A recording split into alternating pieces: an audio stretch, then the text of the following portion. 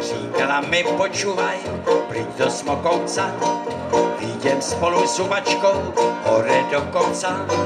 Do hor musíš naozaj dobre čižmy mať, v Tatrách môže volačo strašného sa stať. Ľudia robia kraviny, podceňujú laviny, 10 piviek urazia, do hor pešo vyrazia, vydajú sa do ďalky, na nohách len sandálky, lavina sa zrazu utrhne, fíha, sandálovky nikto nestrhne. Říkala dál, počúvaj, to preč nezdrhne, tomu táto lavina nohy podtrhne. Je to takmer tutovka, somreš smrťou v svahu, vieš čo, nechoď do Tatier, neopúšťaj Prahu.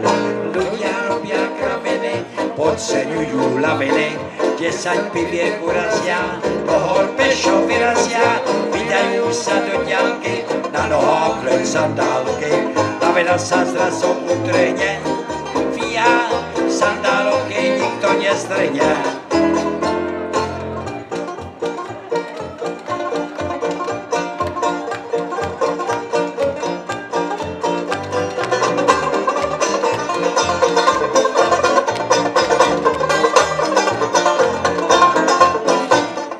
Ľudia robia kraviny, podceňujú laviny, 10 piviek urazia, do hor pešo vyrazia, vydajú sa do ďalky, na nohách len sandálky, lavina sa zrazu utrhne, fíha, sandálovky nikto nestrhne.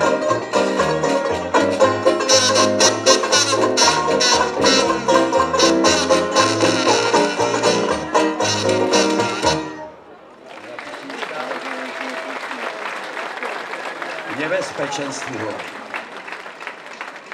Opäť ste nás prekvapili svojou milou náladou a dobrou hudbou. Ako sa vám hralo v Beckove? Tak krásný prostředí, lidi fantastický, ten hrad je fascinující, přímo jeden z nejhezčích hradů, nejromantičtější, jaký znám, takže máme velice dobrý pocity a taky hlavní, že nepršelo, že ty venkovní akce jsou nebezpečné a teda dá se říct, že dneska bylo až moc krásně.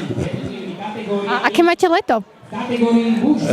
No tak jezdíme pořád po festivalech countryových, rockových, na obecních slavnostech hrajeme a jako každý léto. Jsme takový sezónní dělníci, že od května do září a pak máme trochu klid v zimě. No. Ja si chcem opýtať, všimla som si na vašej stránke, že tam máte niekoľko vtipných obrázkov, tak ma napadlo, že keď už je ten Beckov bol veľakrát zväčšený, že či vás možno neinšpiroval k nejakej kresbe. Měl by ho zvětšnit určitě, jo. Dám si to do úkolu.